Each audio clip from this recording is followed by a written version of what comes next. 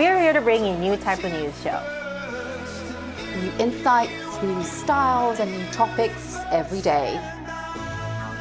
We are News Generation.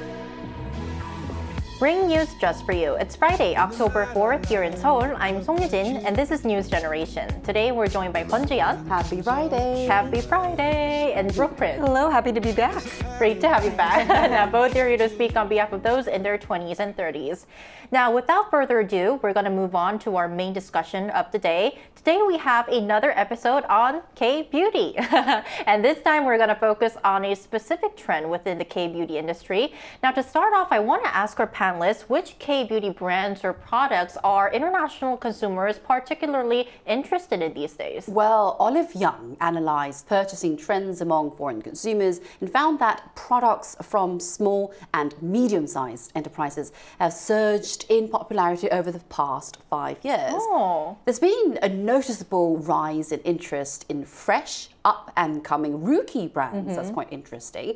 So according to Olive Young Global, which is the brand's shopping website, preferences for K-Beauty products vary by country. In the UK, the focus is on improving skin texture, while in Japan, inner beauty products such as oral, hair and body care take center stage.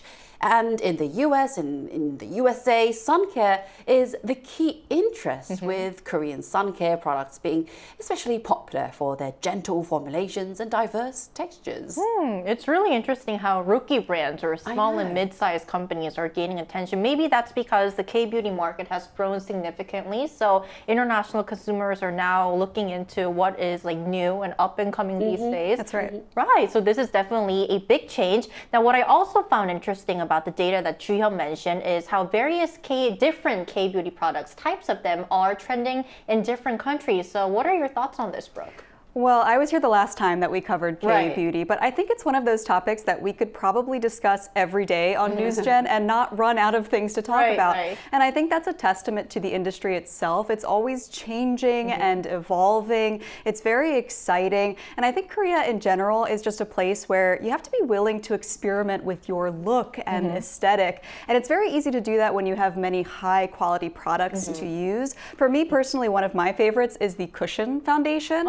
So I never used this before I came to Korea. Oh, really? But oh my gosh, it's been a holy grail for me ever since I discovered it, because I've always struggled with dry skin. But Cushion Foundation is very good for people with dry skin, and it gives you that glowy effect that K-Beauty is really known for. So it's no surprise to me that many international customers as well are looking into products to get that look, to achieve that K-Beauty glass skin look that's so famous. Right. So far we've talked about how rookie brands are gaining more attention, and also how different types of K-beauty products are gaining popularity in different countries. Now, expanding on our discussion, we're going to take a look at a new trend in the K-beauty industry, which has garnered huge popularity.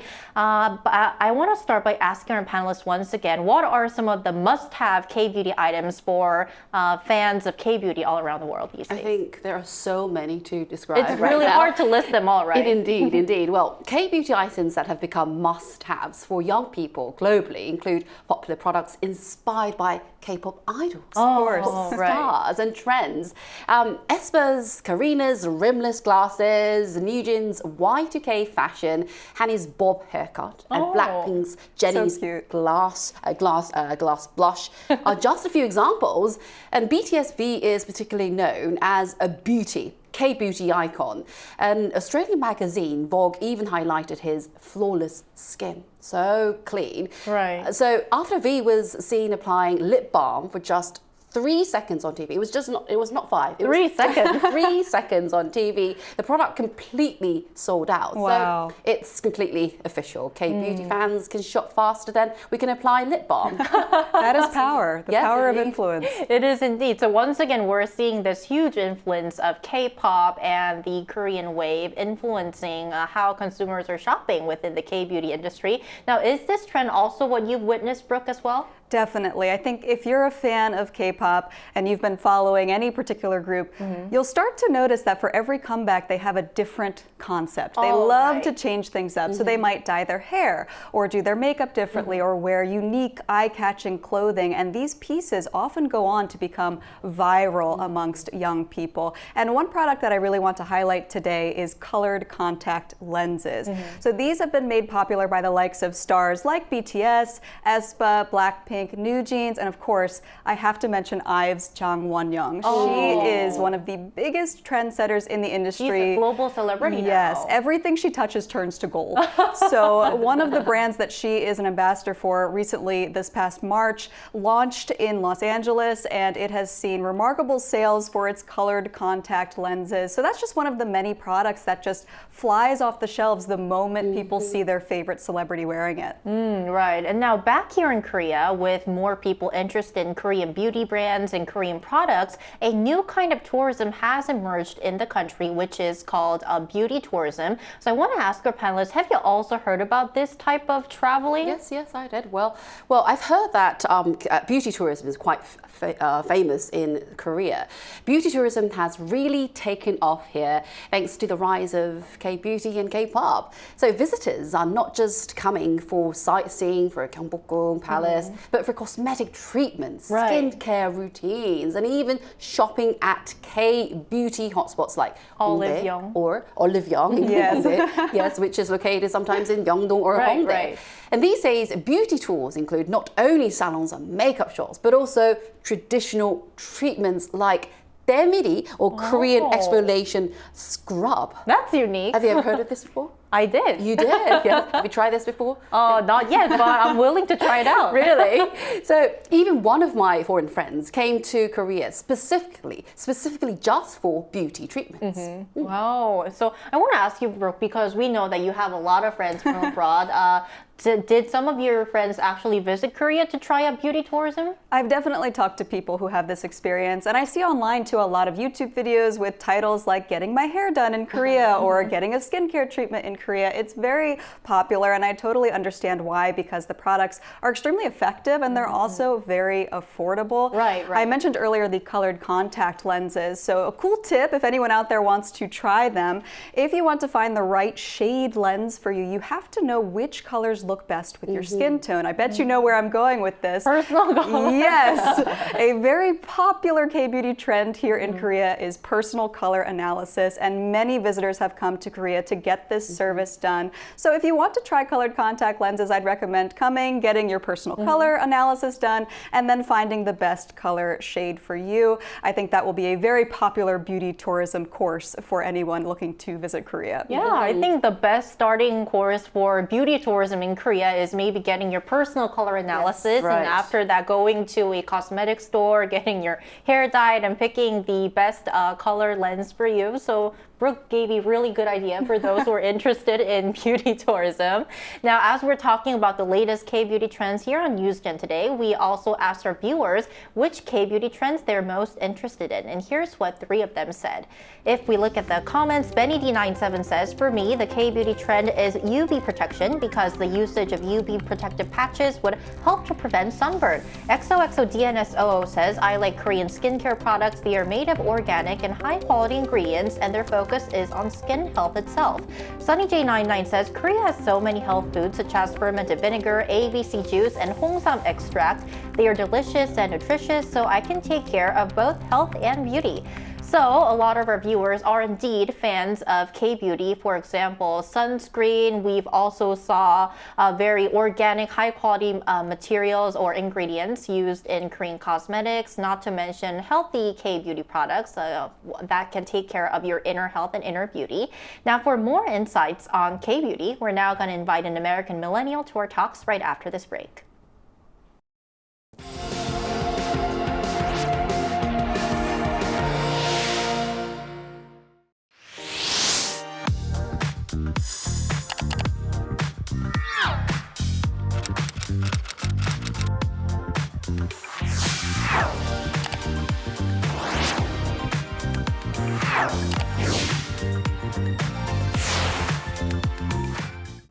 So today we're joined by Brittany Schmidt, an American millennial. Welcome back to the show, Brittany.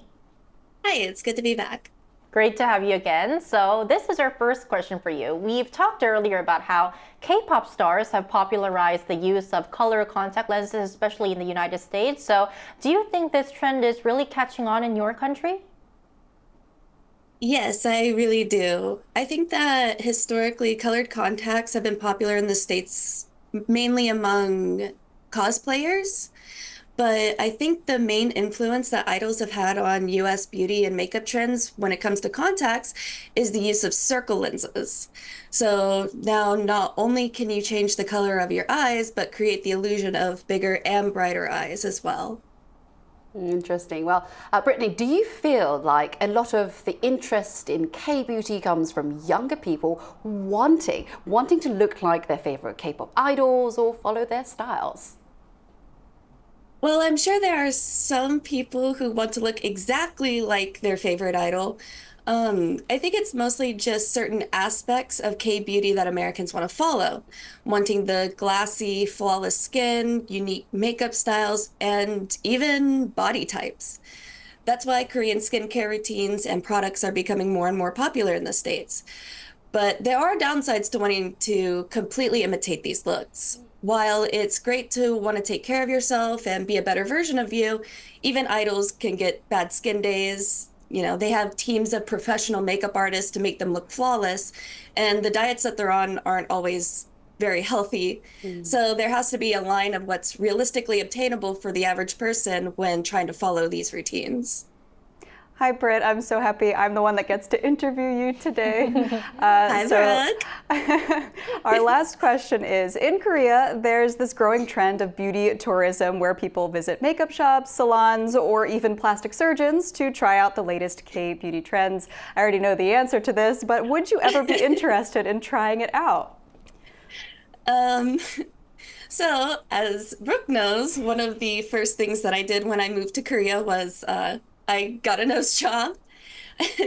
So in America, there's still a bit of a taboo when it comes to plastic surgery. And on top of that, it's very expensive.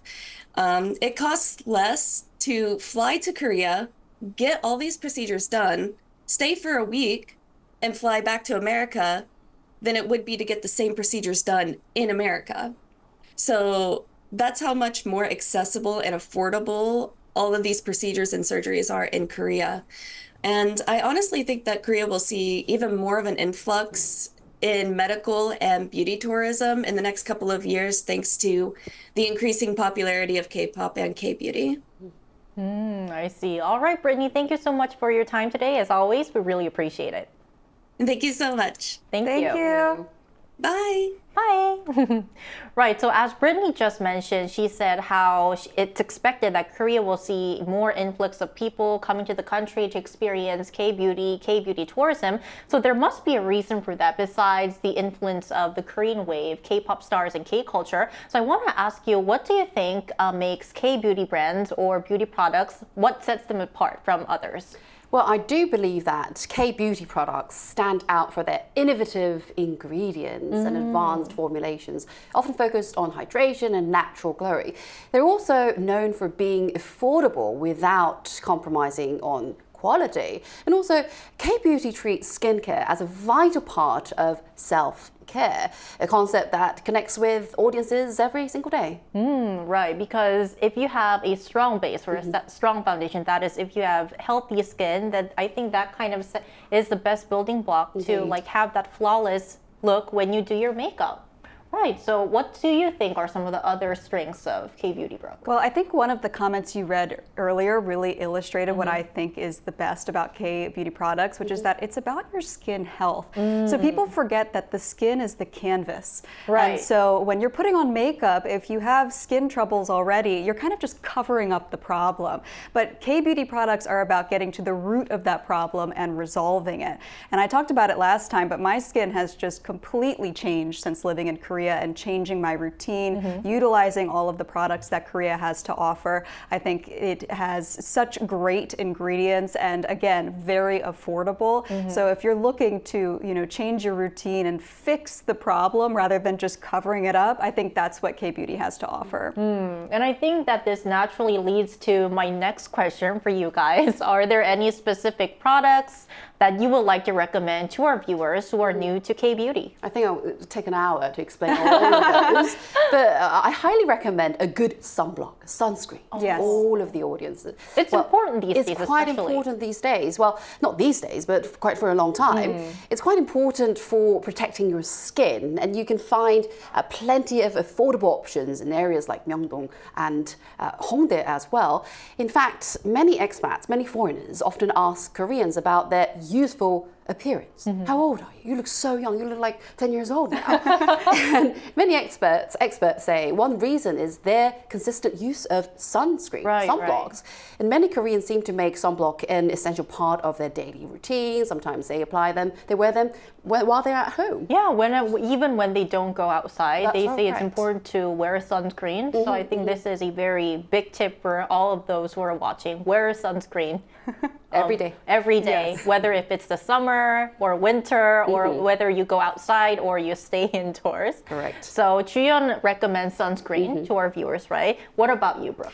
Yes, well, one of my skincare sins is that I never wore sunscreen before I came to Korea. So I'm surprised because you have so good skin. Oh my gosh, thank you. I'm very fair, so I would always burn, but I only wore sunscreen when we went to the beach for vacation. So nowadays, I religiously use sunscreen every single day, and I think it's improved my skin a lot. I would also like to recommend, I always recommend snail mucin. It sounds a little weird to some You people mentioned back it during home. our last Yes, I episode, have right? to. I am such a big fan. It's absolutely changed my skin.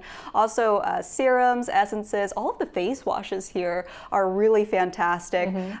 Just in general, all of the skincare products, more than the makeup products. I think the skincare is just so good. But if you're looking for makeup in particular, the Cushion Foundation, like I've been talking about, great for dry skin. Definitely try it. Right, so Cushion Foundation for makeup and also snail mucin Yes. for skincare. I stand by it. That's a recommendation from Brooke.